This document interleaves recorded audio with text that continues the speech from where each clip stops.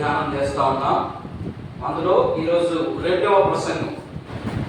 మొత్తం మీద ఋతు గ్రంథంలో ఏముంటుందో, ఋతు గ్రంథం యొక్క ఉద్దేశం ఏంటో అన్ని విషయాలు మీకు ఇంట్రడక్షన్ లో చెప్పడం జరిగింది.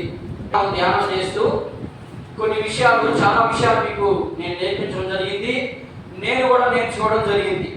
అయితే ఈరోజు 1వ అధ్యాయం నుండి 1వ అధ్యాయము 1వ వచనం నుంచి 22 వచనాలకి ఒక పేరు పెట్టడం జరిగింది. ఇది ప్రాముఖ్యమైనటువంటి పేరు. ఏం కనబడతా ఉంది? ఋతు గ్రంథాన్ని ఎంతమంది చదువుకొని వచ్చారు? నేను ఋతు గ్రంథాన్ని ఎంతమంది చదువుకొని వచ్చారు? నేను ఆల్రెడీ చెప్తా ఉన్నాను. ముందు పుస్తకం ఈరోజు ఏ పుస్తకం 1 నుండి 22 వచనాలు ఉన్నాయి. ఈ 22 వచనాలు చదివినప్పుడు మీకు ఏదైనా ఏం కనిపించింది? అందులో ప్రాముఖ్యమైన విషయం కనబడుతుంది. ఎవరికైనా ఒక లెటర్ రాసాము అంటే దాంట్లో ప్రాముఖ్యమైనటువంటి ఉద్దేశం మనకు ఖచ్చితంగా అర్థం అవ్వాలి. ఉద్దేశం లేకుండా అవతల వాళ్ళకి ఉత్తరం రాయలేము. అలాగే ఇప్పుడు ఋతు గ్రంథంలో ఉన్నటువంటి మొదటి అధ్యాయంలో ఉన్నటువంటి 22 వచనాల సారాంశం ఏం కనబడింది? మీకు కనబడిందా? ఏమన్నా చదువుకొని వచ్చాం కదా, చదువుకొని రాలేదు కదా మీరు చదువుకొని రాలేదు కాబట్టి నేను దాన్ని ఇంచుమించుగా 3 సార్లు చదివాను. ఆ అధ్యాయాన్ని 3 సార్లు చదివితే నాకేం కనిపించింది అంటే దాంట్లో ఋతు ప్రయాణం అని పెట్టాను. ఎందుకు పోవాల్సి వచ్చింది, ఏం జరిగితే పోవాల్సి వచ్చింది అనేది నేను ముందు మీకు ఆ విషయాలు తెలియజేస్తాను. ఇది ప్రాముఖ్యమైనటువంటి అంశం. అంటే ఈ అధ్యాయానికి మొత్తానికి ప్రయాణం, ఎక్కడి నుండి ప్రయాణం, ఎందుకు ప్రయాణం అనే విషయాలు మీకు ఇంకా నేను లోపలికి పోయే కొద్ది మీకు ఇంకా అర్థమయ్యే రీతి చెప్తాను. అందులో మొదటి పాయింట్, మొదటిగా దాన్ని ఇంచుమించుగా 5 భాగాలు చేస్తానో 6 భాగాలు చేస్తానో నాకే తెలీదు. మొత్తానికి ఈరోజు 1 నుండి 5 వచనాలకి మీరు ఇప్పుడు చదవండి. దాంట్లో 1 నుండి 5 వచనాలు నిదానంగా చదవండి. చూద్దాం కనబడుతుంది, ఏం కనబడుతుంది, మీకు ఏం అర్థం అవుతుందో చూద్దాం. న్యాయాధిపతులు 7 దినములందు దేశములో కరువుగా యూదా బెత్లెహేము నుండి ఒక మనుషుడు తన భార్యను 2 కుమారులను వెంటబెట్టుకొని మోయాబు దేశమునకు కాపురమునకు వెళ్ళెను. ఆ మనుషుని పేరు ఎలీమెలెకు, అతని భార్య పేరు నయోమి. అతని 2 కుమారుల పేర్లు మహులోను, కిలియోను. వారు యూదా బెత్లెహేము వారైన ఎఫ్రాతీయులు. వారు మోయాబు దేశమునకు వెళ్ళి అక్కడ కాపురముంది. నయోమి పెనిమిటి అయిన ఎలీమెలెకు చనిపోయిన తరువాత ఆమె 2 కుమారులను నిలిచి ఉండి వారు మోయాబు స్త్రీలను పెళ్లి చేసుకుని వారిలో ఒకదాని పేరు ఓర్పా, రెండవ దాని పేరు ఋతు. చదువు 5వ. వారు ఇంచుమించు 10 సంవత్సరములు అక్కడ నివసించిన తరువాత మహులోను, కిలియోను 2 కుమారులు చనిపోయి కాగా ఆ స్త్రీ తాను కనిన 2 కుమారులను తన పెనిమిటియు లేనిదాయను. ఇప్పుడు ఏం కనబడతా ఉంది? ఇక్కడ ఏం కనబడుతుందమ్మా? నేను అక్కడ రాసేసానమ్మా, నిరుత్సాహం కనబడుతుంది. ఈమెం చేసింది? బయలుదేరిపోయింది. పాపము బయలుదేరిపోయిన తర్వాత ఆ ప్రాంతంలో ఉంటే ఇంకేమి అక్కడి నుంచి మళ్ళీ బయలుదేరింది. 10 సంవత్సరాలు అక్కడ కాపురం ఉండి 10 సంవత్సరాల తర్వాత బయలుదేరింది. ఇప్పుడు సర్వసాధారణంగా మనం వేరొక ప్రాంతానికి వెళ్ళిపోతున్నాము అని అంటే ఎందుకు వెళ్ళిపోతాము? ఏదైనా సంపాదించుకొచ్చేదానికి. ఈ లోకంలో అదే కాబట్టి ఈ లోకంలో ప్రాముఖ్యం ఏంటి? డబ్బులే, ఇంకేం ప్రాముఖ్యం లేదు. అది ఉంటే కొండ మీద కోతి కూడా దిగొచ్చి మన దగ్గర కూర్చుంటారు.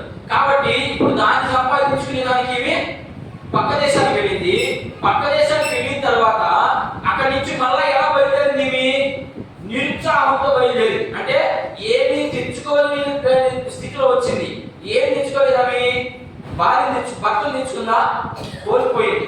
ఇద్దరు కుమారులను కూడా కోల్పోయింది. ఏం కనబడుతుంది దీని అంతటికి? 5 వచనాల్లో నిరుత్సాహం, నిరాశ. ఓకే, నిరాశ అయినా నిరుత్సాహమైన ఒకటి.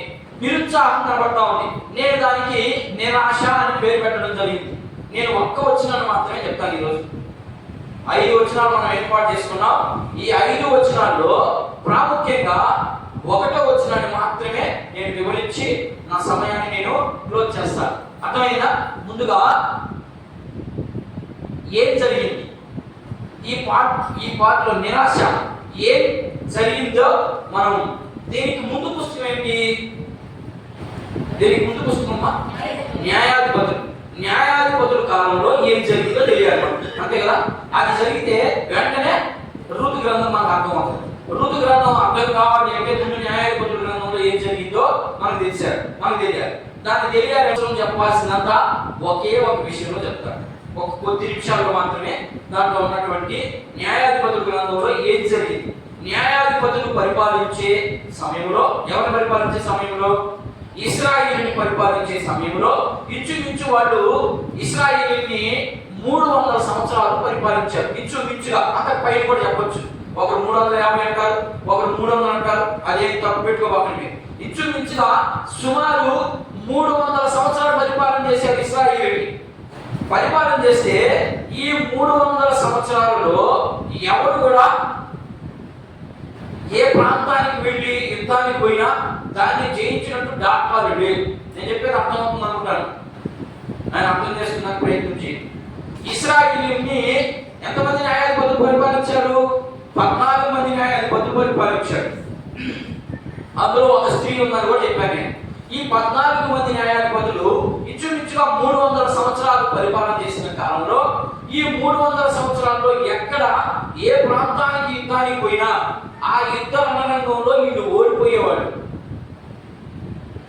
అర్థమవుతుందా? వీళ్ళకి స్వాస్థ్యంగా ఇచ్చినటువంటి ప్రాంతం ఏది?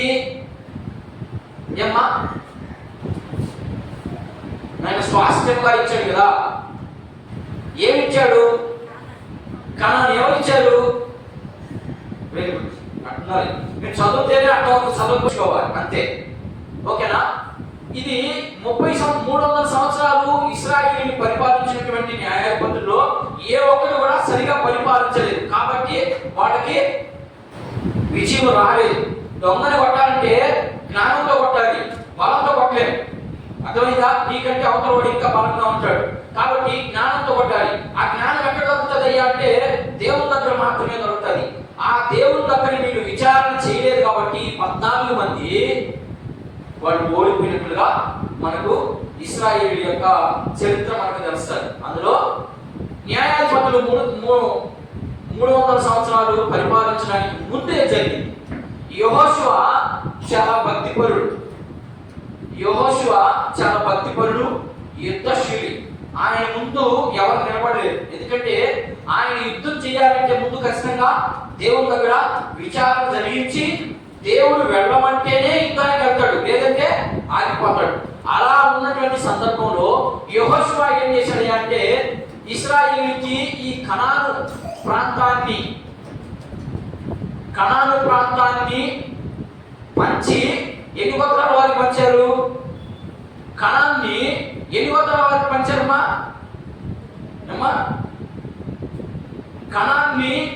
కనాను ప్రాంతం అంతా ఎన్ని గోత్రాల వారికి పంచారు? యాకోబుకు చేసినటువంటి ఇదంతా వస్తుంది ఇప్పుడు మంచిగా పంచిచ్చాడు యెహోషువ. ఎంతమందికి పంచిమన్నాడు మోషే? వాడు ఎన్ని గోత్రాల వారు? 12 గోత్రాల వారు. ఈ 12 గోత్రాల వారికి పంచిచ్చాడు యెహోషువ? పంచి ఇవ్వలేదు. వీళ్ళలో 10 గోత్రాలు మాత్రమే పంచిచ్చాడు. మరో 2 గోత్రాల వారికి పంచి ఇవ్వలేదు భూభాగాన్ని. కానీ కనాను మాత్రం 12 గోత్రాల వారికి స్వాస్థ్యం. ఓకేనా? అర్థమవుతున్నాయా? ఇది జరిగింది. యెహోషువ కష్టపడి దేవుని దయ పొందుకొని ఆయన ఎక్కడికి పోయి కూడా ఓడిపోయినట్టు దాఖలాలు. 1-2 చోట్ల మాత్రం ఓడిపోయాడు. కారణం దాంట్లో ఆ గుంపులో ఉన్నటువంటి కొద్ది మంది చేసిన పని వల్ల ఓడిపోవడం జరిగింది. అది వేరే విషయం. అయితే ఇక్కడ కనానుని వీళ్ళకి స్వాస్థ్యం ఇచ్చాడు.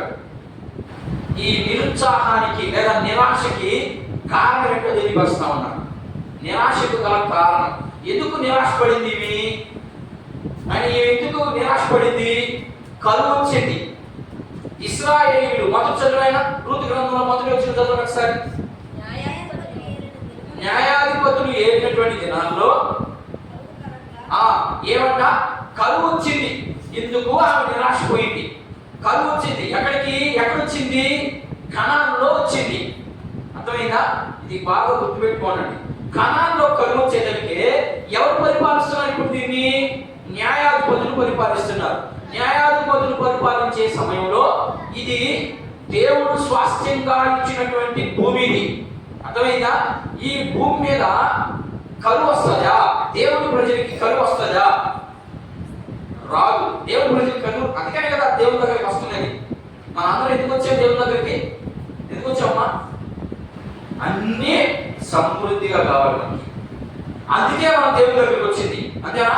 అంతే. నాకు తెలిసి ఈ భూమి మీద ఉన్నటువంటి క్రైస్తవ విశ్వాసులు 199 మంది సమృద్ధి కోసమే వస్తున్నారు. ఒక్కడు మాత్రం స్వాస్థ్యం కోసం వస్తున్నాడు. మన స్వాస్థ్యం ఏంటి?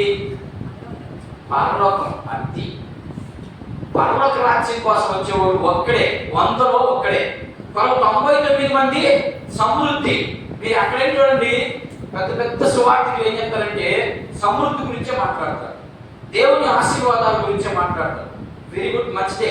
కానీ దేవుని ఆశీర్వాదం మనం అనుభవించాలంటే మనం ఎలా జీవించాలి?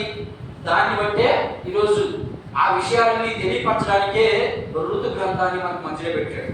ఋతు గ్రంథంలో ఉన్నటువంటి ఋతు, నయోమి, ఓర్పా, వీళ్ళ నలుగురు జీవిత చరిత్ర మనకి ఏమి నేర్పిస్తుందో నేర్చుకున్నాం. ముందు జరిగిన సంఘటన అంతా మీకు తెలిసాను. మనకి స్వాస్థ్యం కనాను. ఇది ముందు జరిగినటువంటి సంఘటన. ఏం జరిగింది? ఇశ్రాయేలుకి కరువు రావడానికి గల కారణం ఏంటి అంటే కనానులో న్యాయాధిపతులు వాళ్ళు ఇష్టం వచ్చినట్టుగా పరిపాలన చేశారు. అందుకని వాళ్ళు ఓడిపోయినందుకు ఆ ప్రాంతం అంతటిని స్వాస్థ్యంగా ఇచ్చినటువంటి 12 గోత్రాల వారికి ఆ భూభాగాన్ని కొద్ది రోజుల్లోనే మళ్ళా ఇతర పక్కన నుంచి వచ్చినటువంటి రాజ్యాలన్నీ ఆక్రమించేసుకుని పెరిగేస్తున్నాయి. నేను చెప్పేది అర్థమవుతుందా? ఇవ్వాలి దశభాగం అంటే కదా, ఈ భాగం ఇవ్వాలి, ఎట్లా పోషించబడాలి. అందుకని వీళ్ళకి భూభాగం మాత్రం ఇవ్వలేదు. ఇది 12 గోత్రాలు జరిగినటువంటి సంఘటన. అయితే ఈ 10 గోత్రాల వారు, ఈ 10 గోత్రాల వారికి యెహోషువ పంచించిన తర్వాత ఈ కనాను ప్రాంతంలో ఎవరున్నారు? ఇంతకు ముందు ఇష్టం వచ్చినట్లుగా జీవిస్తున్నదరికే దేవుడు మౌనంగా అయిపోయాడు. వాళ్ళని కాపాడలేదు, వాళ్ళని ఏమి కూడా పట్టించుకోకపోయేసరికి ఈ ప్రాంతం నుంచి వెళ్ళిపోయినటువంటి చాలా మంది దేశస్తులు మళ్ళా పడ్డారు దీని మీద. అర్థమైందా? మళ్ళా పడి ఈ 10 గోత్రాలు ఆక్రమించుకున్నటువంటి భూమిని వీళ్ళు స్వాస్థ్యంగా చేసుకున్నారు. కొద్ది రోజుల్లోనే తీసేసుకున్నారు, పెరికేసుకున్నారు. ఎందుకని యుద్ధానికి పోయారు, వీళ్ళు ఓడిపోయారు, వాళ్ళు పెరికేసుకున్నారు. అదే బానిసలు అనుకున్నాడు. మనం బానిస బ్రతుకు వెళ్ళిపోయారు ఈ 10 గోత్రాల వారు. అర్థమవుతుందమ్మా? ఈ 10 గోత్రాల వారికి ఇది స్వాస్థ్యం. మరి దేవుడు వాగ్దానం చేశాడు కదా, దేవుడు వాగ్దానం చేస్తే వాగ్దాన భూమిని పెరుగుకుంటారా? మీకు ఇక్కడ ఇంకొక స్టోరీ చెప్తాను. దేవుడు ఎవరికి వాగ్దానం చేశాడు? మొదట కనాను ఇస్తానన్నాడు కదా. అబ్రహామా, నేను చూపించబో దేశానికి వెళ్ళు, నీకు నేను స్వాస్థ్యంగా ఇస్తానని చెప్పాడా? లేకపోతే ఇంకేమైనా చెప్పాడా? ఆదికాండం 12వ అధ్యాయం చదవండి.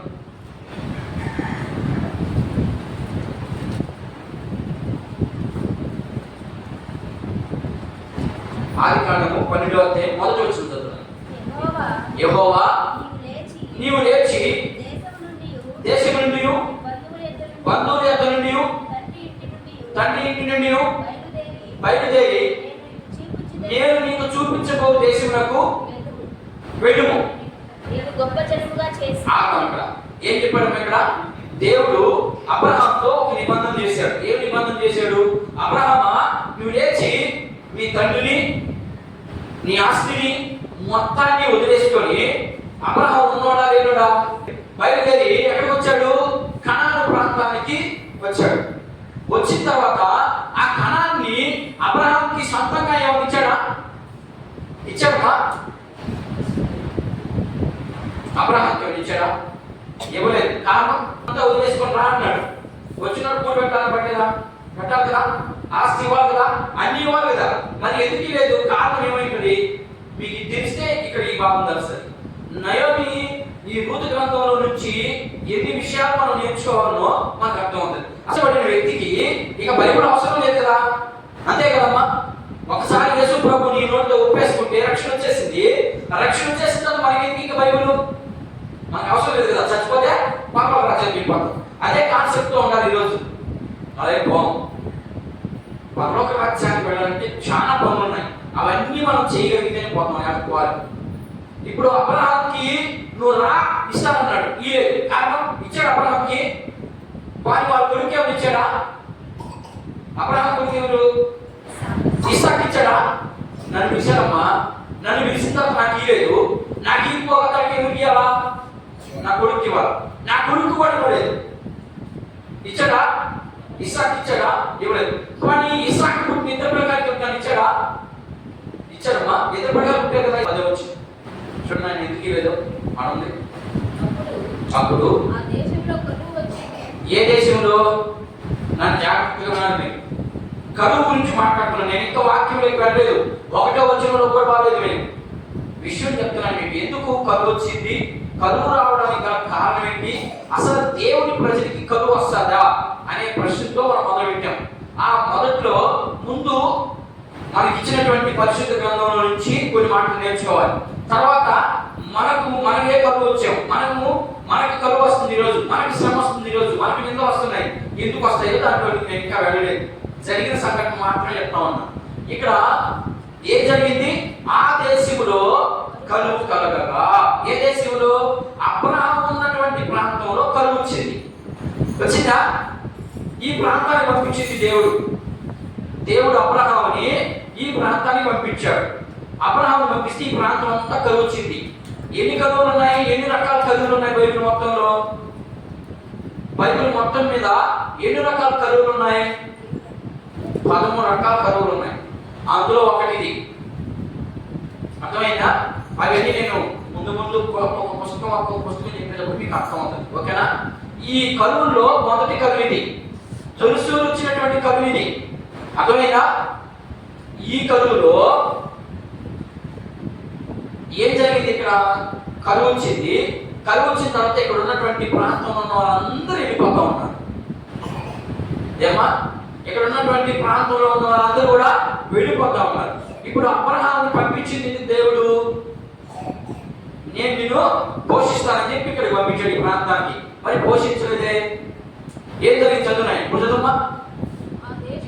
ఆ దేశంలో కరువు భారముగా ఉన్నందున అబ్రహాము ఐగుప్తు దేశంలో నివసించుటకు ఏం చేశాడు?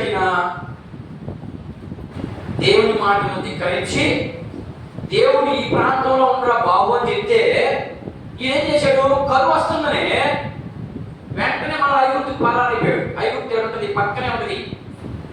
అర్థమైందా? ఐగుప్తు పక్కనే ఉంటుంది. ఈ ఐగుప్తు దేశానికి వెళ్ళిపోయాడు. దేవుడు పంపించినటువంటి ప్లేస్ లో దేవుని ఆశీర్వాదాలు పొందుకోవాలి అంటే కష్టంతో కూడినటువంటి ఆశీర్వాదాలు మనం పొందుకుంటాం. సుఖంతో కూడినటువంటి ఆశీర్వాదాలు బైబిల్లో ఎక్కడ దొరకలేదు. కొత్త నిబంధనలో ఆ మాటే లేదు. సుఖంతో దొరికినటువంటి ఆశీర్వాదాలు అనే మాటే దొరకలేదు. ఒకవేళ పాత నిబంధనలో దొరికిందంటే అది శరీర సంబంధమైనటువంటి ఆశీర్వాదం, ఆత్మ సంబంధమైనటువంటి ఆశీర్వాదాలు ఎక్కడ పొందుకోండి. కొంచెం ఇంట్రడక్షన్ కన్ఫ్యూజ్ గా ఉంటుందేమో, జాగ్రత్తగా వినండి. ఓకేనా? ఇది జరిగింది. ఇప్పుడు స్వాస్థ్యం ఏంటి? వీళ్ళకి ఇశ్రాయేలుకి కనాన్. మనకి స్వాస్థ్యం ఏంటి? ఈ లోకానికి స్వాస్థ్యం ఏంటి? ఇది ఇక్కడ లోకమని రాస్తున్నాను ఆయన. లోకానికి స్వాస్థ్యం ఏంటి? విశ్వాసునికి స్వాస్థ్యం ఏంటి?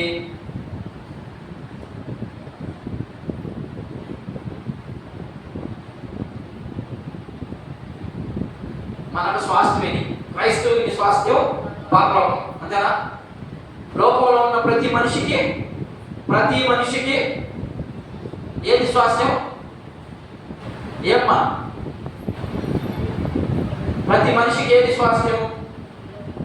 లోకమే. లోకంలో ఉన్నదంతా కావాలంటున్నారు కదా మనము. మనిషి దేని కోరుతున్నాడు ఎక్కువ? పరలోకాన్ని కోరుతున్నాడా? కోరుతున్నాడు. దేని కోరుతున్నాడు? లోకంని కోరుతున్నాడు. లోకంలో నేనే గొప్పగా ఉండాలి, నేను అందరికంటే బాగా చదువుకోవాలి, అందరికంటే మంచి ఉద్యోగం రావాలి, అందరికంటే మంచి ఇది లోకంలో ఉన్న పరిస్థితి. లోకంలో ఉన్న వాడికి ఇది స్వాస్థ్యం, ఇది అలవాటే.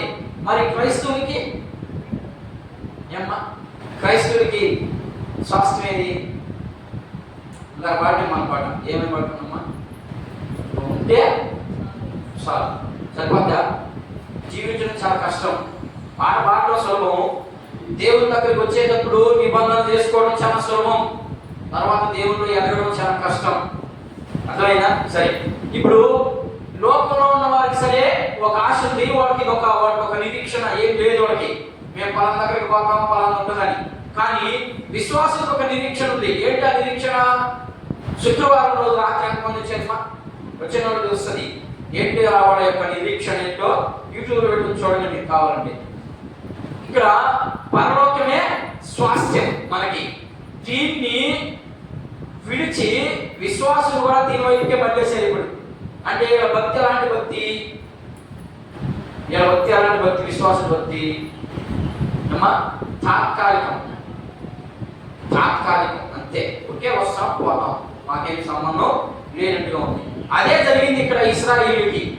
మీకు దాంట్లో నుంచి నేర్పించేదానికి నేను ఇక్కడ చెప్తున్నాను ఇదంతా. ఏం జరిగింది? దేవుడు పంచిచ్చేసాడు భూమిని. ఇక మన ఇష్టం ఏమైనా చేసుకుందాం అనుకున్నారు, చేసుకున్నారు. చాలా సంవత్సరాలు మౌనంగానే ఉన్నాడు. ఎన్ని సంవత్సరాలు మౌనంగా ఉన్నాడు? చాలా ఏళ్ళు, 300 సంవత్సరాలు మౌనంగా ఉన్నాడు దేవుడు. మౌనం నుండి దేవుడు ఒక్కసారిగా ఈ భూభాగాన్ని అంతటిని మళ్ళీ పెరిగేసుకునేటట్టుగా చేసేసాడు. ఈ ప్రాంతం అంతా కరువు వచ్చేసింది. కరువు వచ్చిన సమయంలో ఇప్పుడు ఈ బయలుదేరింది ఎవరు? ఏమ్మా? ఎవరు బయలుదేరింది? ఇక్కడ కరువు వచ్చింది. కారణం ఏంటి చెప్పారు కదా? కరువు రావడానికి గల కారణం ఏంటి? ఇశ్రాయేలీయులు తప్పు చేసినప్పుడు దేవుడు మౌనమైపోతాడు. దేవుడు ఎలాంటి సహాయము అందించడు. ఎవరైనా తప్పు చేస్తే దేవుడు మాత్రం సహాయాన్ని అందించడు. కాబట్టి ఇప్పుడు నయోమి ఏం చేసింది? నయోమి ఏం చేసింది? మోయాబు దేశానికి ప్రయాణం అయింది. ఇది మోయాబు దేశం. మోయాబు దేశానికి ప్రయాణమైంది. 4 మనుషులు ప్రయాణమై వెళ్ళిపోయారు. ఈ 4 మనుషుల్లో ఎందుకు వెళ్ళారు? న్యాయాధిపతుల గ్రంథం చివరి అధ్యాయంలో ఒకసారి పక్కకు తిప్పండి పేజీ. కరువు వచ్చింది. ఆ న్యాయాధిపతులు పరిపాలించే ఆ పరిపాలనలో చూడండి ఒకసారి చివరి వచ్చిన 24వ వచనం చూడండి. అటు పిమ్మట ఇశ్రాయేలులో ప్రతి వాడును అక్కడ నుండి తమ గోత్ర స్థానములను కుటుంబములను పోయారు. అందరూ అక్కడి నుండి బయలుదేరి, ఎక్కడి నుండి? కనాను నుంచి బయలుదేరి తన స్వాస్థ్యములకు పోయి. ఆ దినములలో ఇశ్రాయేలీయులకు రాజు లేడు. ప్రతి వాడును తన ఇష్టానుసారముగా ప్రవర్తించును. కాబట్టి ఇప్పుడు రూతు గ్రంథంలోకి రండి. తమ ఇష్టానుసారంగా ప్రవర్తించును కాబట్టి చూడండి. వెంటనే చదువు. మొదటి వచ్చిన తమ ఇష్టానుసారంగా జీవించారు కాబట్టి ఎప్పుడు జరిగింది? న్యాయాధిపతుల కాలంలో జరిగింది. ఇప్పుడు న్యాయాధిపతుల తర్వాతనే మనం చదువుతున్నాం రూతు గ్రంథాన్ని. అర్థమవుతుంది అనుకుంటాను. అర్థమవుతుందమ్మా? న్యాయాధిపతులు పరిపాలించే సమయంలో ప్రజలు వారి ఇష్టం, ఇప్పుడు కూడా అదే జరుగుతూ ఉంది. ఎవరి ఇష్టం వాడితే, నా ఇష్టం ఆయన నువ్వు నాకు చెప్పేదానికి అని అంటున్నారు మనం ఖచ్చితంగా అంటున్నాం. నా ఇష్టం అంటున్నారు. అదే జరిగింది ఇక్కడ. న్యాయాధిపతులు పరిపాలించే సమయంలో ఏం జరిగింది అంటే నా ఇష్టం. ఇప్పుడు ఈ రోజు ఎవరింటికి పోతే పెద్ద? దేవుడు ఆయన ఉన్నాడు. దేవుడు వాక్యం ఏం చెప్తా ఉంది, దానికి ఎలా జీవించాలనేది తీసి పక్కన పెట్టేసి నేనైతే నేనే, ఇంకొకరైతే ఇంకొకరే, అలా అయిపోయింది. ఇప్పుడు వాళ్ళు ఇష్టం వచ్చినట్టుగా ప్రవర్తిస్తున్నప్పుడు జరిగిన సంఘటన ఏంటంటే న్యాయాధిపతులు ఏలు దేశంలో కరువు వచ్చింది. అర్థమైందా? న్యాయాధిపతుల గ్రంథంలో ఉందా? లేదు కదా. రూతు గ్రంథానికి వచ్చేసింది. అంటే రూతు ఉన్నటువంటి ఆ సందర్భం ఆ సంవత్సరంలో జరిగిందని అర్థం. ఇది కరువు. కరువు ఎందుకు వచ్చిందో కొంచెం ఇంట్రడక్షన్ అర్థమైంది కదా. మనం దాని నుంచి నేర్చుకోవాలి. కాబట్టి లోకంలో ఉన్నటువంటి మనం, దేవుడు నమ్ముకున్నటువంటి మనం, మన మీద ఒక న్యాయారోపణ కనబడతాం. ఇక్కడ కరువు ఎందుకు వచ్చింది? వీళ్ళు ఇష్టానుసారంగా జీవిస్తున్నారు కాబట్టి వీళ్ళ మీద కరువు వచ్చింది. ఓకేనా? అర్థమవుతుంది? అర్థం కాలేదా? అర్థమవుతుంది కదా. నేను ఇక్కడ చూడండి, ఇశ్రాయేలుకి కరువు వచ్చింది. కరువు ఎందుకు వచ్చింది? వాళ్ళు ఇష్టానుసారంగా బ్రతుకుతా ఉన్నారు. ఇష్టం అని రాష్ట్రం ఇక్కడ అర్థమైనా? ఇష్టం వచ్చినట్టు జరిగింది. మనం విశ్వాసమే, మనకు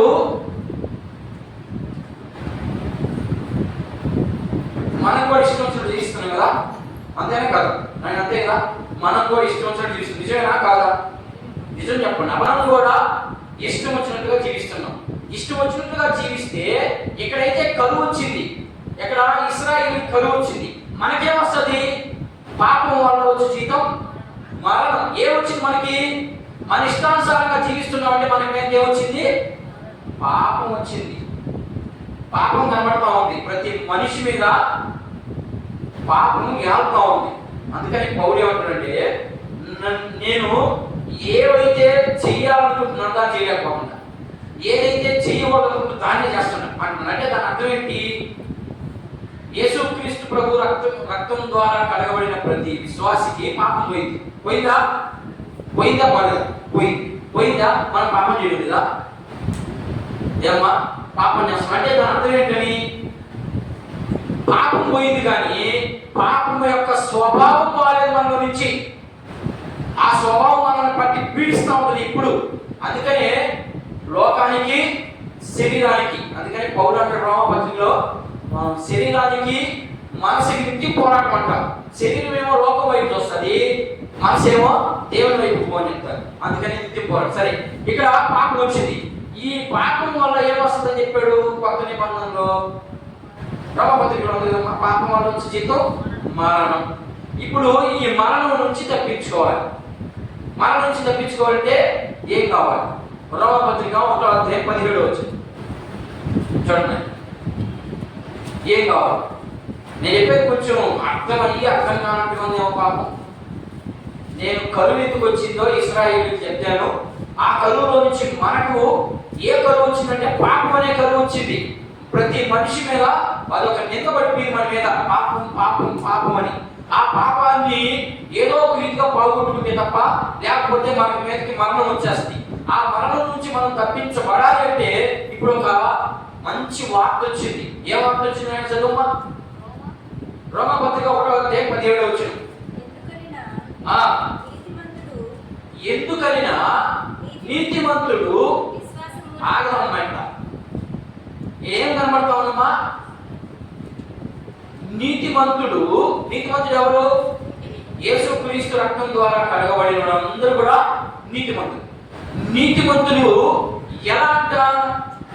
విశ్వాసం ద్వారా, చదువుమా, విశ్వాస మూలంగా జీవించునని వ్రాయబడిన ప్రకారము విశ్వాసం మూలంగా అంతకంతకు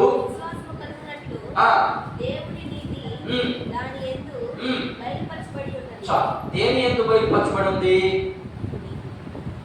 ఏమ్మా?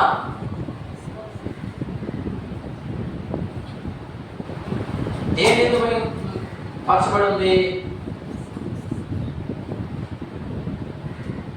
కనబడుతుందా? యేసుక్రీస్తు మరణం ద్వారా మాత్రమే కనబడతాం. కాబట్టి ఇప్పుడు మనం ఎవరి మీద విశ్వాసం ఉంచాలా? దేవుడి మీద విశ్వాసం ఉంచాలి. నయోమి ఉంచిందా? చూడండి, ఆడ తీసుకొచ్చారు. నయోమి కూడా విశ్వాసే. ఇప్పుడు మన దృష్టిలో పాపం వచ్చింది మన మీదకి. ఈ పాపం వల్ల వచ్చేది మరణం. ఈ మరణం నుంచి తప్పించుకోవాలంటే ఏం కావాలంటే మనిషికి ముందు విశ్వాసం కావాలి. ఈ విశ్వాసము ఎలా వస్తుంది? యేసుక్రీస్తు మరణం ద్వారా వస్తుంది. యేసుక్రీస్తు చచ్చిపోయాడు నా కోసం తిరిగి లేచాడు అన్నప్పుడు మాత్రమే విశ్వాసం వస్తుంది. మరి నయోమి ఎక్కడున్నావి? యూదా బెత్లెహేములో. అర్థమైందా? యూదా బెత్లెహేములో ఉన్నావి. యూదా బెత్లెహేము కాకుండా ఇంకొక బెత్లెహేము ఉంది. 2 బెత్లెహేములు ఉన్నాయి. అందుకనే మాటి ఎక్కడ చూసినా యూదా బెత్లెహేము అని కనబడుతుంది. ఇంకొక బెత్లెహేము ఉంది. అది ఎక్కడ ఉందో రేపు చూద్దాం. దాని సంగతి దానికి వచ్చిన కూడా చూపిస్తాను. అది ఎక్కడ ఏ ప్రాంతంలో ఉంది. ఓకేనా? అయితే ఈమె విశ్వాసంతో ఉందా? దేవుడి మీద విశ్వాసంతో ఉండిందా? ఉంటే 4 అధ్యాయం మనగా చదివేస్తే ఆడ కనబడుతుంది. ఆ పేరు ఏ పేరు? నయోమి. నయోమి అంటే అర్థం మధురం, తీపి. ఇప్పుడు ఆమె మళ్ళా ఆ 10 సంవత్సరాలు గడిచిన తర్వాత ఈ మోయాబు ప్రాంతాన్ని నుంచి మళ్ళా కనానికి వచ్చింది. కనానికి వచ్చేదానికే అక్కడ అందరూ విశ్వాసులందరూ అంటే మీ అందరూ పోయి ఏమనిపించారని అక్క వచ్చింది. ఎవరు అక్క? నయోమి అక్క వచ్చిందని అందరూ వేరు. ఏమక్క బాగున్నావా అని అడిగారు. అడిగినప్పుడు ఆమె ఏం సమాధానం చెప్పింది? ఏమ్మా చూడండి ఒకసారి మాట చూడండి.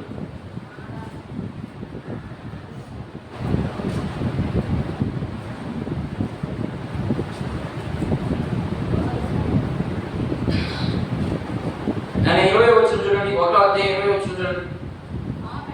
ఆమె సర్వశక్తుడు చాలా దుఃఖము దేవుడు చేస్తాడమ్మా. చూడండి ఏ స్టేట్మెంట్ ఇస్తుందో చూడండి. ఆయన అడిగారు ఎవరు? నేను ఉదాహరణకి మన భాషలోకి వచ్చి దీవెనమ్మ వెళ్ళింది. ఆడికి ఊరికి పెట్టి వెళ్ళింది. ఆమె కూడా వెళ్తున్నారు అప్పుడప్పుడు. ఇప్పుడు దొరకడం ఆమె వెళ్తా ఉంది. దీవెనమ్మ ఆడికి వెళ్ళింది మోయాబు దేశానికి వెళ్ళింది. మోయాబు దేశం ఏదో సంపాదించుకుందామని వెళ్ళింది. పోయింది. ఆడికి పోయేసరికి జరగడానికి విషయాన్ని జరిగేసరికి బొమ్మన్నాడు దేవుడు. నీకు ఇచ్చిన స్వాస్థ్యంలోనే నీకు ఇచ్చిన దాన్ని గట్టిగా పట్టుకోమన్నాడు. అందుకని శుక్రవారం రావాలి. శుక్రవారం వస్తే నీకు అర్థమవుతుంది ఏం గట్టిగా పట్టుకోవాలి. నీకు ఇచ్చిన దాన్ని గట్టిగా పట్టుకోవాలి. నీకు ఇచ్చిన దాన్ని గట్టిగా పట్టుకోకుండా లేని దాని కోసం ప్రాకులాడుతూ ఉన్నామంటే దాని నిమిత్తం పరిణామం చాలా అనుభవించాల్సి వస్తుంది. ఓకేనా? ఈ వెళ్ళింది. ఈ వెళ్తామనే ఆడ పోయింది. ఆడ పోతామని ఈ జీవితం అంతా తిరగబడింది. ఇవి అనుకున్నది ఒకటి. నేను యూట్యూబ్లో చూస్తూ ఉండండి. నేను దుబాయ్కి పోయాను. నా బతుకంతా బస్ స్టాండ్ అయిపోయింది. కాబట్టి నాకు మీరు ఎవరో సహాయం చేసి మళ్ళీ మన భారతదేశానికి తీసుకురండి నన్ను అని ఫోటోలు పెడతా ఉంటారు. చూస్తున్నారా యూట్యూబ్లో? అంతే ఈ బతుకు కూడా అయింది. దేవుడు చెప్పిన ప్రాంతంలో ఉండకుండా ఈ వేరే ప్రాంతానికి వెళ్ళింది. కరువు వచ్చింది కాబట్టి ఆ కరువులో భోజనం జరగలేదు. జరగకపోయేందుకు వెళ్ళిపోయింది. అక్కడ ఏదో బాగా జరుగుతుంది. మొత్తానికి పోయింది. అక్కడ ఏం బాగా జరిగింది? పోయినందుకు శిక్ష అన్నమేమో దొరికింది. లోక సంబంధమైన అంతా దొరికింది. కానీ భర్తను పోగొట్టుకుంది. 2 కొడుకులను పోగొట్టుకుంది. ఇప్పుడు నిరుత్సాహంతో బయలుదేరింది. మన ఆయనకి బయలుదేరి వచ్చింది. వచ్చిన తర్వాత వచ్చి బాగానే ఉంది. అయిపోయింది. అక్క ఏమమ్మా దీవెనమ్మా బాగున్నామంటే ఏం బాగులే ఏం బాగులే. ఆ సర్వశక్తి కలిగిన దేవుడులా ఆయన ఏం చేశాడు అక్క? అందుకని నా పేరు ఇప్పుడు నా పేరు దీవెనమ్మ. దీవెనమ్మ అంటే అర్థం ఏమమ్మా? దీవెనమ్మ అని పేరు పెట్టుకున్నాం కదా. పేరు ఒక అర్థం ఉంటుంది. ఇప్పుడు మారా ఆ పేరు నయోమి. నయోమి అంటే ఏమర్థం వచ్చింది? తీపి. ఓకేనా? తీపి అంటే మధురం. అలాంటి జీవితం. ఇప్పుడు నీ పేరు దీవెనమ్మ. దీవెనమ్మ అంటే అర్థం నాయన దీవెన అంటే ఆ పేరులోనే ఉంది దీవెన. నువ్వు దీవించబడాలి అంటే నువ్వు ఎవరితో కూడా ఉండాలా? నయోమి దేవుడితో కూడా ఉండాలి. మరి అప్పుడు ఈ నయోమి విషయంలో తీపి కనబడుతుంది. ఇప్పుడు ఈమె ఏం చేసింది? తీపి అనుభవించాల్సినటువంటి జీవితాన్ని ఎలా మార్చుకుంది? చదువు. ఇప్పుడు చదువు. ఆమె సర్వశక్తి కలిగిన దేవుడు నాకు చాలా దుఃఖము కలిగించాడు కనుక నన్ను ఏం పిలవాలి మీరు? నయోమి అనొద్దు. ఎందుకని? నా జీవితంలో తీపి లేదు. ఆ రోజు మా తల్లిదండ్రులు తీపి నువ్వు నువ్వు మంచిదానివి, నువ్వు చాలా శ్రేష్టంగా ఉంటావని పెట్టారు. కానీ నా జీవితంలో ఏం కనబడతా ఉంది? వ్యతిరేకత కనబడతా ఉంది. నా జీవితంలో తీపి లేదు, నా జీవితం అంతా చేదే, ఇంట్లో ఎప్పుడు పెట్టినా తగ్గులే. కారణం మా ఇంట్లో ఎప్పుడు పెట్టినా సమస్యలే. కారణం నాకు ఎప్పుడు అసలు మంచి రావడం జరగడం లేదు. కారణం నా పిల్లలకు సరిగా ఆరోగ్యం ఉండడం లేదు. కారణం ఇవన్నీ మనం నేర్చుకోవాలి. దీని విషయం మీద చాలా చెప్పొచ్చు బయటకు వెళ్తే, కానీ నేను బయటకు వెళ్ళను చెప్పడమే నా ఉద్దేశం. కాబట్టి ఇప్పుడు ఏమైపోయింది? దేవుడు చెప్పినటువంటి ప్రాంతాన్ని విడిచి ఈ ఇష్టానుసారంగా బ్రతకడానికి వెళ్ళిపోయేదానికే తిరిగి వచ్చింది. తిరిగి వచ్చేటప్పుడు ఆడు పిలిచారు జనాలు. పిలిచి ఏమని అడిగారమ్మా? ఏం జవాబు చెప్తుంది? సర్వశక్తి కలిగిన దేవుడు ఆ యేసు ప్రభు మన భాషలోకి వచ్చేసాడు. ఆ యేసు ప్రభుతో వెళ్ళిపోతే ఏమొచ్చిందాక అంత అప్పులు పాలు, జబ్బులు, ఇంట్లో సమస్యలు. దానివల్ల ఇప్పుడు నన్ను మీరు విశ్వాసంగా లెక్కేసుకోవాలండి. ఎలా లెక్కేసుకోవాలా? ఏదో వస్తుందా పోతుందా అనే టైప్లో లెక్కేసుకోమని చెప్తున్నాను. చదువులైన మాట చదువు తర్వాత నేను సమృద్ధిగా ఉన్నదానిగా వెళ్ళాను. చూడండి జాగ్రత్తగా విన్న మాటని. ఇశ్రాయేలు దేశంలో ఉన్నంత మాత్రాన్ని ఎంతట్టున్నావి? సమృద్ధిగా ఉంది. అన్ని ఇచ్చాడు దేవుడు. నీకు ఆస్తి ఏమి ఇవ్వడు, అంతస్తు ఇవ్వడు. ఆ పూట జరిగిపోద్దంతే. ఏం తక్కువ ఉండదు నీకు. అది దేవుడు ఇచ్చే ఆశీర్వాదం. మిత్రులు అంతే. అది ఎట్టొస్తుందో ఎట్టపోతుందో నీకు అనవసరం. దేవుడు పిలిచాడు. పిలిచిన ప్రకారంగా నువ్వు కానీ జీవిస్తే దేవుడు ఒక కండిషన్ పెట్టాడు మనకి. ఆ కండిషన్ ప్రకారం నువ్వు జీవిస్తా ఉంటే నీట్లో ఏది తక్కువ కాదు. తక్కువ అయిందా? విధవరానికి ఒకే ఒక్క పిండి ఉంది, ఒకే ఒక్క గింటి ఉంది. పిండి 7 సంవత్సరాలు పోషించబడింది. అక్కడ పోషించిన దేవుడు నిన్నెందుకు పోషించడు? నువ్వెందుకు? మనకెందుకు ఈ ప్రాబ్లట? ఏమ్మా ఎందుకు? దేవుడు చెప్పినటువంటి మార్గంలో మనం అనుకుంటా ఈ లోకాన్నంతటి. ఇప్పుడు ఉదాహరణకి విజయవాడ రాలేదు. నేను సమృద్ధిగా ఉన్నదాన్ని నా జీవితం అంతా నాశనం అయిపోయిందని చెప్పేసి ఒక్క మాటలో. ఎందుకు నాశనం అయింది? నువ్వు దేవుని ఆజ్ఞ తిరస్కరించి వెళ్ళిపోయావు. నువ్వు దేవుని మాటలు ధిక్కరించి వెళ్ళిపోయావు. కాబట్టి నీ జీవితం అంతా చేదుగా మారిపోయింది.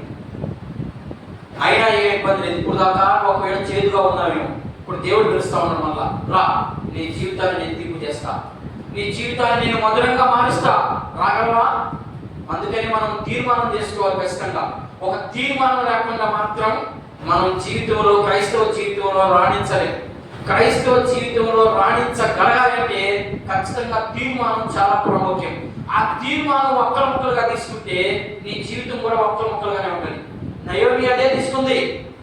ఫస్ట్ బాప్టిజానికి ముందు మాత్రం మనం చాలా తీర్మానాలు తీసుకుంటాం. ఏమని చేస్తామా? ప్రభువా నేను నీ రాజ్యానికి మిమ్మల్ని అడగతాడు. బాప్టిజం తీసేటప్పుడు ఆయన కౌన్సిలింగ్ ఇస్తాడు. పాస్టర్ ఇచ్చాడు కౌన్సిలింగ్. మా ఇక్కడ తీసుకున్న వాళ్ళు బాప్టిజం తీసుకున్న చాలా మంది ఉన్నారు. నా దగ్గర తీసుకున్న వాళ్ళు తక్కువ మంది ఉన్నారు. కొరవ దగ్గర తీసుకున్న వాళ్ళు చాలా ఎక్కువ మంది ఉన్నారు. ఆయన కౌన్సిలింగ్ పెడతాడు మీకు బాప్టిజం ఇచ్చేటప్పుడు. ఎందుకు తీసుకోవాలనుకుంటున్నా బాప్టిజము?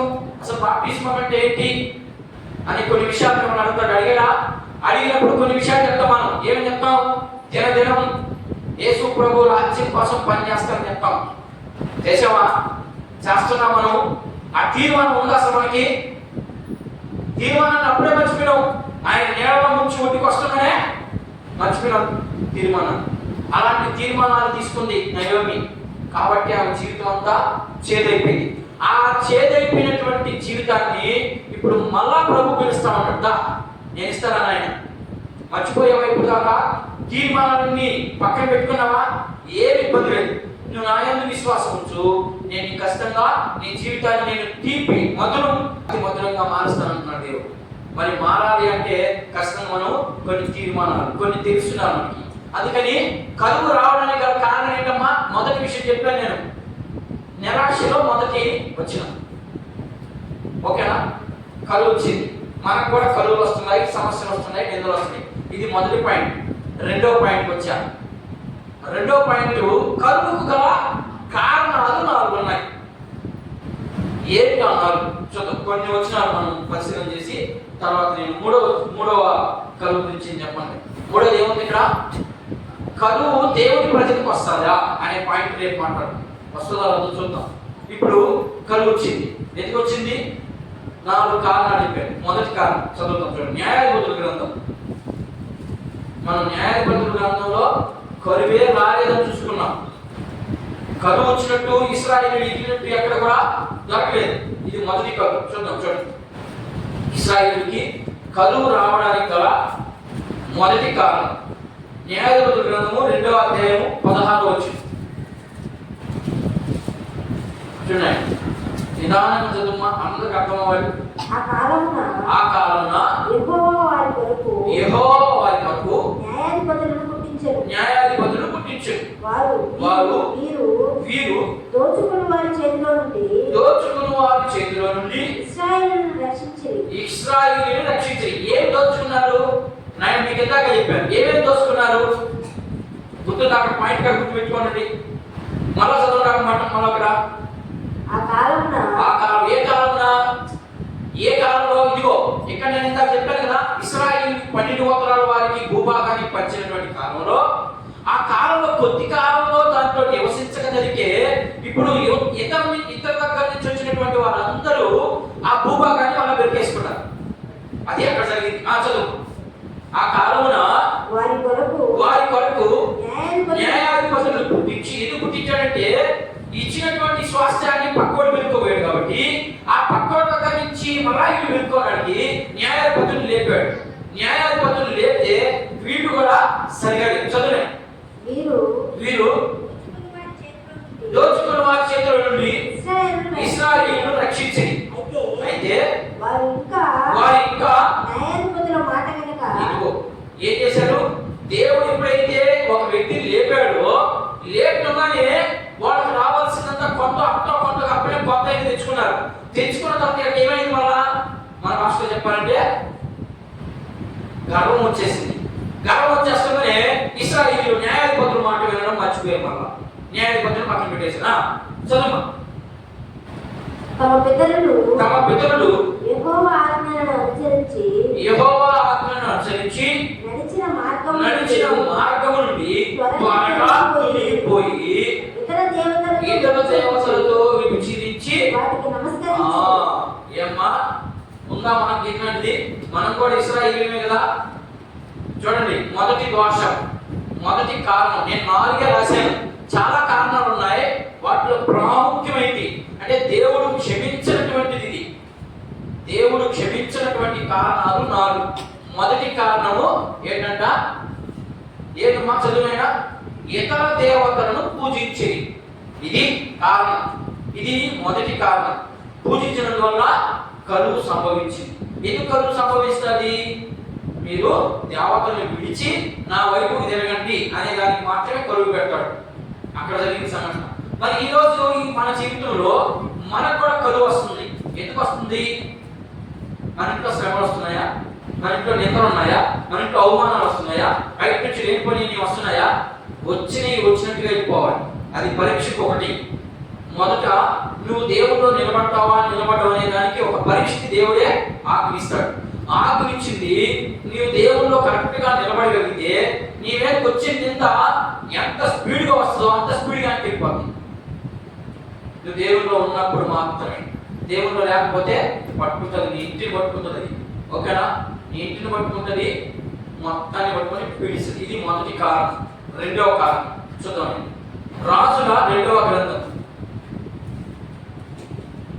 మొదటి కారణం చెప్పాను, రెండవ కారణం చెప్తాం. రాజుల 2వ గ్రంథము 8వ అధ్యాయం 1వ వచనం చూడండి. కరువు ఎన్ని రకాలు? ఒకనాడు ఎలీషా తాను బ్రతికిన బిడ్డకు తల్లి అయిన ఆమెను పిలిచి యెహోవా క్షామకాలము రప్పింపబోచున్నాడు. 7 సంవత్సరములు దేశంలో క్షామము కలుగునని చెప్పి నీవు లేచి నీవును నీ ఇంటి వారును ఎచ్చట నుండి అనుకూలము అతనికి పోవుడనగా ఆ స్త్రీ లేచి దైవజనుని మాట చొప్పున వెంటి వారిని తోడుకొని ఆ. ఫిలిష్తీయుల దేశమునకు పోయి చాలు చాలు. ఏమని జరిగింది ఇక్కడ? యెహోవా ఈ దేశం మీదకి కరువు రప్పించబోతున్నాడు. కాబట్టి ఇప్పుడు మీరేం చేయాలా? సేవకుడు చెప్తున్నాడు ఇక్కడ. ఎలీషా చెప్తున్నాడు. ఏమని చెప్తున్నాడంటే, అమ్మా ఇదిగో ఈ దేశం మీద కరువు రాబోతుంది, 7 సంవత్సరాలు రాబోతుంది.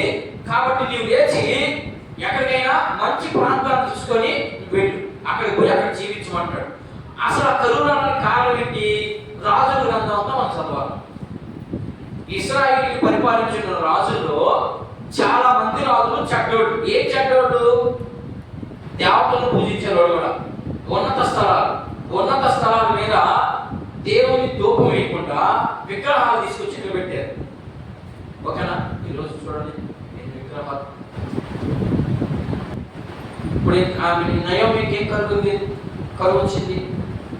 జీవితం అంతా కరువు అయిపోయింది. మరి దేవుడు మనం ఎన్ని తప్పులు చేస్తున్నాం? అలాంటి జీవితాన్ని మనకి ఇచ్చాడా? అలాంటి దేవుని విడిచి అలాంటి దేవుని మాటని మీరి మనం బ్రతకగలమా? మనం బ్రతక ఉన్నామంటే కేవలము దేవుని కృప అంతే. దేవుని ప్రేమ మన మీద ఇంకా ఉంది. నా బిడ్డ ఇంకైనా మారుతుంది, నా బిడ్డ ఇంకైనా మారుతుందని కల్పిస్తా ఉన్నాడు. కానీ మనం మారడం లేదు. మనం మారడం ద్వారా నేను చెప్పడం కష్టంగా మనం మారం. ఎందుకని? మనం దేవుని మాటని ఎప్పుడైతే వదిలిపెట్టేస్తామో మనం మారం. దేవుని మాటని గట్టిగా పట్టుకుంటే కష్టం మనం మార్పు వస్తుంది. ఆ మార్పే మారు మనసు. ఆ మారు మనసు లేకుండా మనం జీవిస్తే మన జీవితాంతం కూడా మారు. ఇది రెండవ మాట. నేను ఇర్మియా గ్రంథం 16వ అధ్యాయం అదే పుస్తకం చూడండి. కానీ నేను త్వరగా ముగించేస్తాను. టైం మీకు 11 ఆపేయాలంతే. 2 నిమిషాలు టైం ఉంది, 2 నిమిషాలు ఆపేస్తాను. ఆ 4 విషయాలు చెప్పి నేను మానేస్తాను. చూడండి, చదివా 16వ అధ్యాయం ఇర్మియా గ్రంథం 16వ అధ్యాయం 9 నుంచి 13 వచనం. సైన్యములకు అధిపతియగు యెహోవా, ఇశ్రాయేలు దేవుడైన యెహోవా ఇలా మాట్లాడుతున్నాడు. నీ కన్నుల ఎదుటనే నీ దినములలోనే సంతోష ధ్వనిని ఆనంద ధ్వనిని పెళ్లి కుమారుని స్వరమును ఈ చోట వినబడకుండా మాన్పించదును.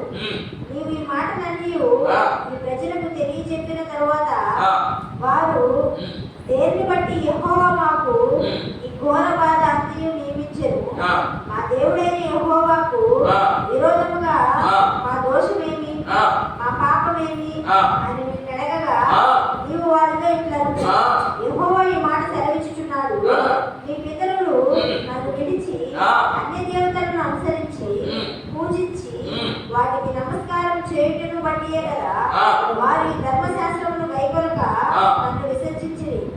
ఆలకించుడి, మీరందరూ నా మాట వినకుండా కఠినమైన మీ దుష్ట హృదయ కాఠిన్యమును చొప్పున నడుచుకొనుచున్నారు. మీరు మీ పితరుల కంటే విస్తారముగా చెడుతనం చేసి ఉన్నారు. కాబట్టి నేను మీ యందు ఏమాత్రమును దయించక ఈ దేశము నుండి మీరైనను మీ పితరులైనను ఎరుగని దేశమునకు మిమ్మల్ని వెళ్ళగొట్టుచున్నాను. ఏం చేస్తున్నాడు ఇప్పుడు? ఆ కథే జరిగింది. ఎవరికి జరిగింది?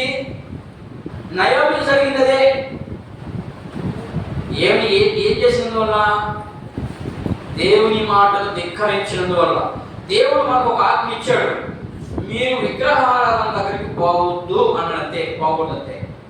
₹1 పక్కన పెట్టుకోను, పోదాం. చూద్దాం. నిజంగా రక్షించబడినోడు పోడు, నిజంగా మారు మనసు ఉన్నోడు పోడు. మారు మనసు ఏమి లేనివాడు మాత్రం అన్నీ ఒకటే. వాడికి ఏమే ఆయన కూడా దేవుడేగా. మరి ఆయన దేవుడైతే ఈయనెవరు?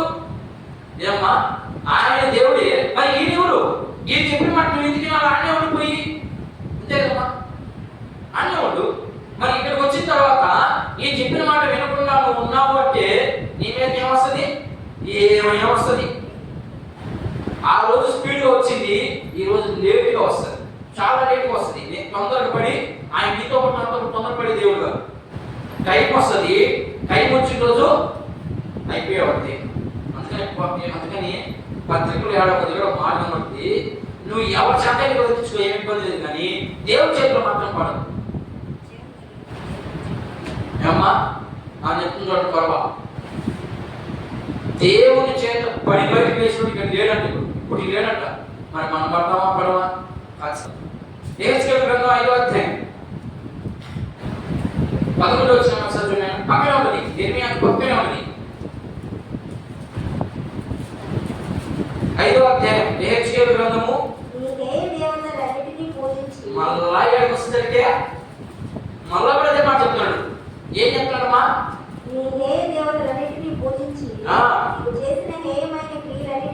అదిగో ఏంటంట, ఇప్పుడు దాకా దేవతలను చెప్పుకుంటూ వచ్చి వెంటనే క్రియ గురించి మాట్లాడతాడు. క్రియ అంటే క్రియ అంటే మనం చేసిన ప్రతి పనిని లెక్క పెట్టాలా, లెక్కలో తీసుకొస్తాడంట. ఏమేమి చేస్తున్నాం మనం చూడండి ఒకసారి జ్ఞాపకండి. ఆదివారం అయిపోయిన తర్వాత ఆదివారం సాయంకాలం ఏమైపోతుంది నిన్న? ఆదివారం సాయంకాలం అయిపోయింది చర్చ అయితే మనకి ఏం సంబంధం లేదు వల్ల ఆదివారం కదా వెళ్ళడానికి. ఏమేం చేస్తున్నాం? ప్రతి పని ప్రతి క్రియ లెక్క చెప్పాలంట. దేవుడితో పెట్టుకోవాలన్నా, దేవుడు అంటే ఆశామాష కనుక్కుంటున్నారు చాలా మంది. దేవుడు అంటే ఆశామాష కాదు, కాకపోతే ఆయన ప్రేమామయుడు కాబట్టి, ప్రేమామయుడిగా ఉన్నాడు కాబట్టి మనం బ్రతుకున్నాం. లేకపోతే ఈ పాటికి మసి అయిపోయింది. చూడండి ఎంతమంది, నేను సొదొమ గుమొర్రా పట్టణాన్ని నాశనం చేయాలనుకున్నా, ఓ చిట్టిగా వెళ్ళిపోయి నీ ఓడి అందరం బయటికి వచ్చేస్తాను. వెంటనే వెళ్ళాడు పాప అబ్రాహాము, వెళ్ళి లోతుకి చెప్పాడు. లోతుకి చెప్పి, లోత పరిగించాడు ఆయన, దేవుడితో పని పెట్టుకోవాలి అన్నాడు.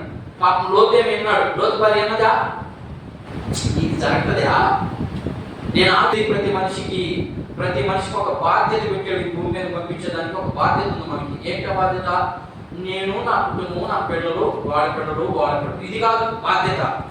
ఇది నీకు శరీర సంబంధంగా బాధ్యత, ఇది ఆత్మ సంబంధంగా ఒక బాధ్యత ఉంది. ఆ బాధ్యత నిర్వర్తించగలుగుతున్నాం మనం. ఆ బాధ్యత గురించి అడుగుతాడు. మేము తిన్నాము, మేము తాగాము, మేము ఎవరితో ఆక్రమించుకోలేదు, మాదే బాగుపడుకున్నాం, ఇవన్నీ రావు అక్కడికి. ఇవి శరీర సంబంధమైనవి. ఆత్మ సంబంధమైంది నువ్వు కూడా చెప్పాలి. కనీసం ఒక్కడికన్నా సువార్త చెప్తున్నారు మీరు ఎవరైనా చెప్తున్నారమ్మా? లేదు. మనకి బాధ్యత ఇప్పుడు వస్తుంది, ఇవన్నీ కలిగినప్పుడు వస్తుంది బాధ్యత. నేను ప్రతి ఒక్కరు సంఘానికి ఒక పాస్టర్ పైన పనిచేసుకునేది. నేను మీకేం బాధ్యత లేవా? విశ్వాసానికి బాధ్యత ఉండవా? ఉండవమ్మా. ప్రతి విశ్వాసకి ఒక బాధ్యత ఉంది. ఏంటి? ఈ రోజు నేను నా ఇంట్లో పనంతా చేసుకొని కనీసం యేసు ప్రభు గురించి ఒక్కటైనా చెప్పి వాడి మందిరానికి నడిపించగలుగుతున్నానా? ఇది నేను అడిగే ప్రశ్న. మొదటి ప్రశ్న ఇదే. ఎంత పడతావా? ఉందా నిరీక్షణ అందరికీ? ఉందా ఇక్కడ ఉన్న వాళ్ళందరికీ? ఖచ్చితంగా ఉంటుంది. యేసు ప్రభు నమ్ముకుంటే దానికోసం కదా. లాస్ట్ మాట చూడండి ఒకసారి. ద్వితీయోపదేశకాండం 28వ అధ్యాయం చివరి మాట. ఇంకా చాలా విషయాలు ఉన్నాయి దాంట్లో, మనం రేపు వారం చూద్దాం. దీని గురించి చెప్పి నేను ముగించేస్తాను. ద్వితీయోపదేశకాండము 28వ అధ్యాయము 15వ వాక్యం. నేను నీకు ఆజ్ఞాపించు ఆయన సమస్తమైన ఆజ్ఞలను కట్టడలను నీవు అనుసరించి నడుచుకోవాలని నీ దేవుడైన యెహోవా సెలవిచ్చిన మాట విని ఎడల ఈ శాపములన్నీ నీకు సంభవించును. పట్టణంలో నీవు శపింపబడదు, పొలంలో నీవు శపింపబడదు. ఏమో చూడండి, ఆజ్ఞాపించు ఆయన సమస్తమైన ఆజ్ఞలను కట్టడలను నీవు అనుసరించి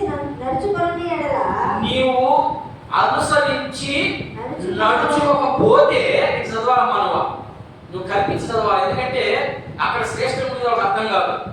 అందుకే నువ్వేం చేయాలి? వాళ్ళకి అర్థమయ్యే భాషలో చదవాలి. చదువుమా. నీ దేవుడైన యెహోవా సెలవిచ్చిన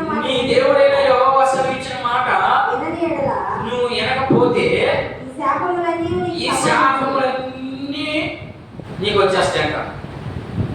పట్టణంలో వచ్చేస్తాయంట. మరి ఆ శాపం నుంచి మనం పొందుకోలేకపోతున్నాయి. అట్లా రేపు చూద్దాం ఏంటి ఆ శాపం అనేది ఈసారి వారం చూద్దాం ఎట్లా